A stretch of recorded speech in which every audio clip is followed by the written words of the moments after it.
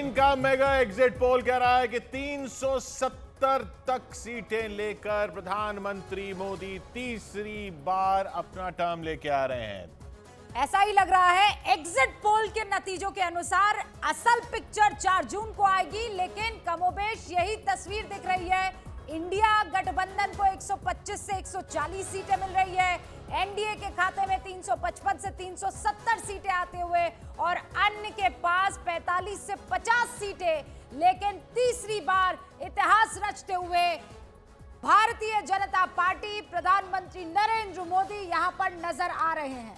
और जो बड़ी कामयाबी मिल रही है भारतीय जनता पार्टी को ये सीटें बढ़ाने की, एनडीए को सीटें बढ़ाने की, वो ऐसे राज्यों से मिल रही है जहां की शायद इस पूरे चुनाव अभियान में उतनी बात नहीं हुई।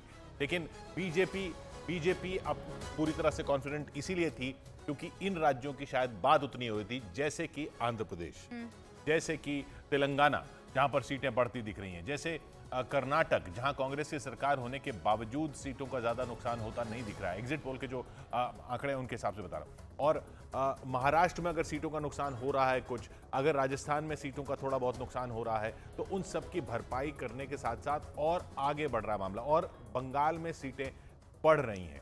ये सब जो पूरा है आंकड़ा मिला के 355 से 370 को ले जा रहा है एनडीए को, और बड़ी जीत। ये एक, अगर ये ऐसा होता है, इस तरह के नतीजे आते हैं, अगर ये अनुमान नतीजों में तब्दील होते हैं, तो ये इतिहास बनेगा। इतिहास इस लिहाज से बनेगा क्योंकि 3 टर्म अगर एक प्रधानमंत्री रहता है, इससे पहले पंडित जवाहरलाल नेहरू रहे, लेकिन वो दौर अलग था। ये इस तरह का इतनी मल्टी पार्टी कंपटीशन में एक प्रधानमंत्री का 3 टर्म में आना अपने आप में एक इतिहास होगा, और वो इतिहास बताएगा कि किस, और जो अनुमान है वो ये भी दिखा रहे हैं कि जब बात होती है आम वोटर की, तो आम वोटर को जिस तरीके से बीजेपी पढ़ती है वो शायद विश्लेषक भी नहीं पढ़ पाते।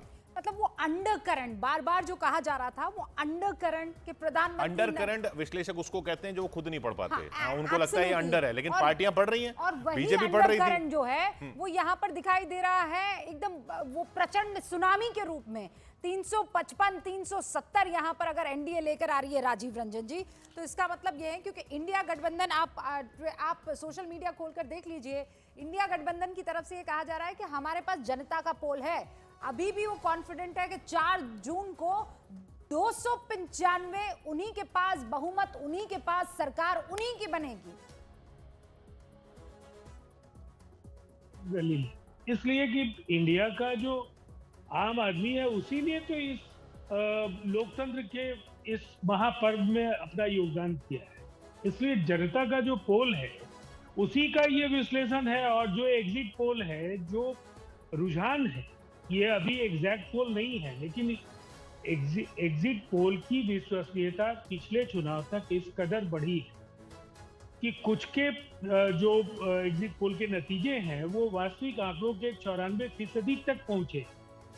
तो मुझे ऐसा लगता है कि अब इसे ठुकराना पूरी तरह से ये सच्चाई से मुंह मोड़ने जैसा है। और एक बात बिल्कुल साफ है, मैं रूबिका जी और किशोर जी ने अभी जो बातें कही, ये सच है कि मल्टी पार्टी डेमोक्रेसी वो दौर जो हिंदुस्तान की आजादी के बाद का था, उस समय वास्तविक तौर पर अन्य दलों का कोई प्रभाव नहीं था।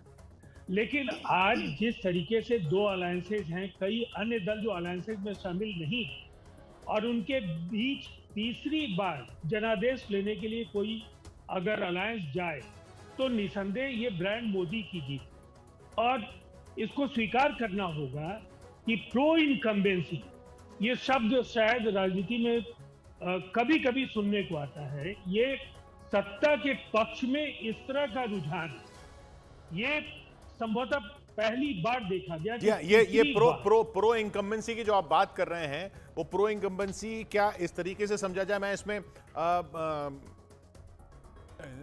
हमारे साथ अनुराग भदौरिया जी भी हैं। हाँ, अनुराग भदौरिया जी, प्रो इनकम्बेंसी, अब मैं इस पे बात कर रहा हूं कि ये आंकड़े जो हैं वो नतीजों में तब्दील होते हैं। प्रो इनकम्बेंसी की जो बार बार बात होती है, और बार बार जो दिखा भी है भारतीय जनता पार्टी की, चाहे राज्यों की सरकारों में, यूपी में भी दिखा था और यहां पर भी, कि जो मिल रहा है आम वोटर ये देखता है कि जो मुझे इस सरकार से मिल रहा है और जो ये सरकार कर रही है वो कहीं बंद ना हो जाए, वो कहीं रुक ना जाए और वो प्रो इनकम्बेंसी में तब्दील होता है? देखिए, एक चीज आपको मान के चलना पड़ेगा कि जिस तरह से हम लोग चर्चा कर रहे हैं, उस चर्चा से ऐसा लग रहा है जैसे कि रिजल्ट आउट हो गया हो और सरकार बन गई हो और 370 सीटें भी आ गई हो। ऐसा नहीं है। एग्जिट नहीं पोल नहीं, है, ऐसा एक नहीं है। रुझान। हाँ, एग्जिट पोल है, लेकिन हम उसी एग्जिट पोल के अनुमान पे ही चर्चा कर रहे हैं तो साहब। उसी एग्जिट पोल को जब हम कहते हैं कि हमारी 295 से ऊपर आएंगी, 300 से ऊपर सीटें आएंगी, तो ये चर्चा अगर उस पर भी की जाए तो हम उस पर चर्चा अरे कर सकते अभी हैं ना क्या कि उत्तर प्रदेश अभी के अंदर राजीव में रंजन से सवाल क्या पूछा मेरी था? पूरी एक बात ही हो जाए, चीज, मेरी आप पूरी बात रटते हो जाए। क्यों हैं? अभी राजीव अरे रंजन से, अच्छा आप मुझे बताइए, एंकर ने अभी राजीव रंजन से सवाल क्या पूछा? बताइए क्या पूछा? मैं अपनी बात कह लूं? नहीं, अपनी बात मत तो- रखिए, पहले मुझे ये बताइए अरे कि सवाल राजीव क्या पूछा रंजन मैंने जी से राजीव पूछा, रंजन लेकिन राजीव रंजन जी अभी जवाब देने की उसमें नहीं है भाई। नहीं, आप ये कह रहे हैं 295 पर बात नहीं हो रही है। अरे इस कार्यक्रम की शुरुआत ही 295 पर बात करने से हुई है, अरे जबरदस्त। मैं अपनी बात तो कह लूं। अच्छा चलिए आप 295 पे बात कहिए, 295 देखिए, मैं आपसे कह रहा हूं कि जिस तरह से जनता का रुझान देखने को मिला है, जिस तरह से हम लोगों ने जनता को देखा है कि जनता कैसे सरकार के खिलाफ थी और जनता ने किस तरह से वोट किया।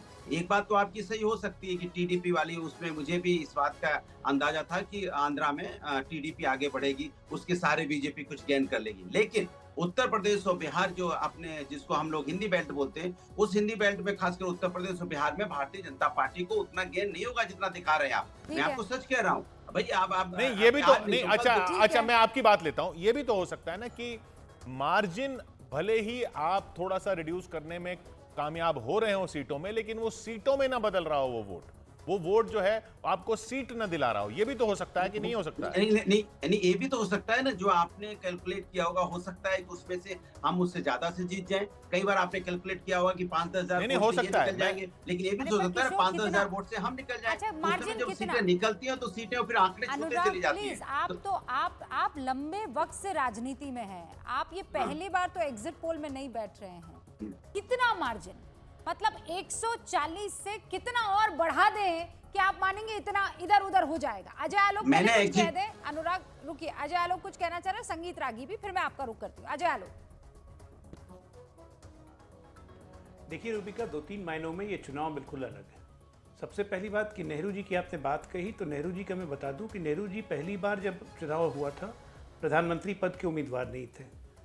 उनको चुनाव होने के बाद प्रधानमंत्री चुना गया। दूसरा, नेहरू जी 3 बार लगातार प्रधानमंत्री बने तो उस वक्त कोई संगठित विपक्ष नहीं था, एक बिखरा हुआ विपक्ष था, और उनकी 44% वोट शेयर के साथ वो तीसरी बार प्रधानमंत्री बने थे जब डिक्लेयर्ड प्रधानमंत्री के उम्मीदवार थे। और भारत की लिटरेसी रेट उस वक्त, साक्षरता दर नहीं, पर वो नहीं, 38% अजय जी एक छोटा छोटा सा संशोधन। 52 में जब पहला चुनाव हुआ तो वो प्रधानमंत्री थे, क्योंकि वो 47 से प्रधानमंत्री थे, तो वो प्रधानमंत्री के उम्मीदवार उस तरीके से चेहरे से प्रधानमंत्री थे बिल्कुल। वो 52 में प्रधानमंत्री पद का उम्मीदवार डिक्लेयर नहीं किया गया था। हाँ, डिक्लेयर नहीं किया गया था, लेकिन वो 52 में प्रधानमंत्री पद का उम्मीदवार डिक्लेयर नहीं किया गया था। वो प्रधानमंत्री थे, कार्यवाहक प्रधानमंत्री थे। हाँ, लेकिन फिर मेरा कहने का मतलब यहाँ ये है कि देखिए, भारत की जनता परिपक्व होती चली गई। हाँ। 38% लिटरेसी रेट से 81% की लिटरेसी रेट, 83% की लिटरेसी रेट आज हमारी है। आज हमारे खिलाफ एक संयुक्त विपक्ष लड़ रहा था जिसको घमंडिया अलायंस सब लोग कहते हैं।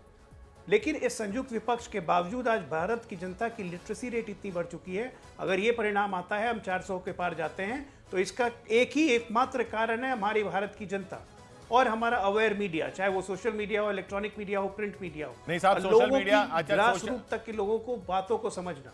चलिए, सोशल मीडिया की आपने एक बात छेड़ी। ट्विटर पे चुनाव हम नहीं लड़ते हैं, हम जमीन पे लड़ते हैं। नहीं, बिल्कुल सही मैं है। कह रहा हूँ, ये लोग ट्विटर और यूट्यूब पे चुनाव लड़ते गए, ग्राउंड पे नहीं जाके गए। लेकिन देश की जनता अवेयर है, देश की जनता जानती है कि जो शासन में है वो क्या कर रहा है और किसके लिए कर रहा है, उनको फायदा प्रत्यक्ष रूप से हो रहा है कि नहीं। बिल्कुल रिफ्लेक्शन उसी चीज का है। अनुराग इसको जी- लोग नजरअंदाज कर रहे हैं जानबूझ के। अनुराग जी- वो ढकोसला गया, जातिवाद और तुष्टीकरण की राजनीति का जमाना गया, परिवारवाद का राजनीति का जमाना गया। यूपी और बिहार के जनादेश यही स्पष्ट कर समझना है तो आंख खोल के समझ लीजिए, ओके, तो अंधे बने रहिए। शांतनु जी और संगीत रागी, ये जो पॉइंट उठाया ना इन्होंने सोशल मीडिया का, कि सोशल मीडिया पर माहौल बनाने से सरकार नहीं बनती। शांतनु जी, माहौल तो बनाया, इसमें कोई दो राय नहीं एक्सेप्ट करने में कि सोशल मीडिया, अगर आप देखें सोशल मीडिया पे माहौल इंडिया गठबंधन ने बहुत अच्छा बनाया। किशोर भाई बिल्कुल ठीक कहा। जब हम फील्ड पे जाते थे और लोगों से बात करते थे और फिर योगेंद्र यादव का ट्वीट देखते थे तो हमें भी लगता था कि ऐसा कैसे हो रहा है। मतलब जमीन पे बिल्कुल एक साइलेंट वेव थी। आप गांव-गांव चले, मैं चंदौली में गया, मैं देवरिया में गया, मैं गोरखपुर में गया, गांव-गांव में बात करी, वो कह रहे हैं और किसको वोट दें? वो चिल्ला नहीं रहे थे, बोल नहीं रहे थे, आपको कैंपेन एक नहीं था, सेकंड साइलेंट इसलिए था रोक रही इलेक्शन। हूँ, एक बड़ी खबर आ रही है पाटलिपुत्र से। रामकृपाल यादव जो कि बीजेपी के उम्मीदवार हैं, उनके ऊपर फायरिंग हुई है।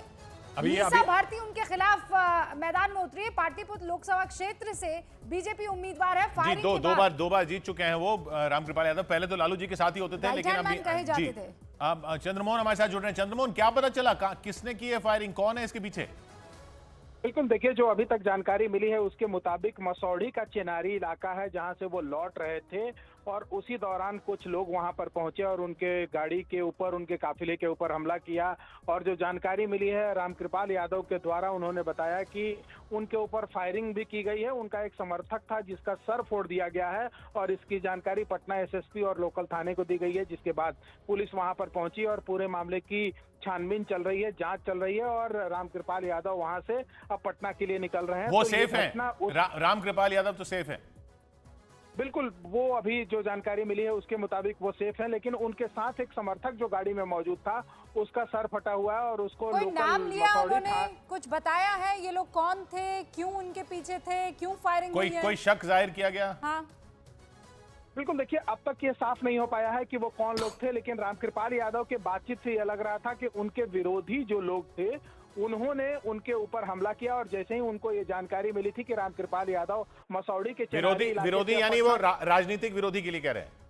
बिल्कुल बिल्कुल, राजनीतिक विरोधी के बारे में बोल रहे थे। हालांकि ये भी उन्होंने कहा कि पूरे मामले की पुलिस जांच कर रही है और उन्होंने जिन लोगों को देखा है, एक दो ऐसे लोग हैं जो जानकारी मिल रही है उसके मुताबिक वो पहचानते भी हैं उन लोगों को, तो साफ तौर पर समझा जा सकता है कि चंद्रमोहन, हम आज इंतजार वोटिंग करेंगे खत्म कि हुआ है। पुलिस की जांच जो है वो कहां पहुंचती है, किस तरफ पहुंचती है और कौन पकड़ में आता मीसा है। भारती उनके खिलाफ चुनाव लड़ रही है, तीसरी बार वो चुनाव लड़ रही है। दोनों बार वो हार चुकी है। रामकृपाल यादव पहले लालू यादव के साथ ही हुआ करते थे, लेकिन फिर अब उनको बीजेपी टिकट के नहीं मिला था, तभी जाकर उनकी बेटी को मिल गया था और उसके बाद उन्होंने पार्टी छोड़ी थी और उसके बाद लगातार जीतते रहे। 2014 में भी, 2019 में भी। संगीत रागी जी, ये बिहार से खबर आ रही है, पाटलिपुत्र लोकसभा क्षेत्र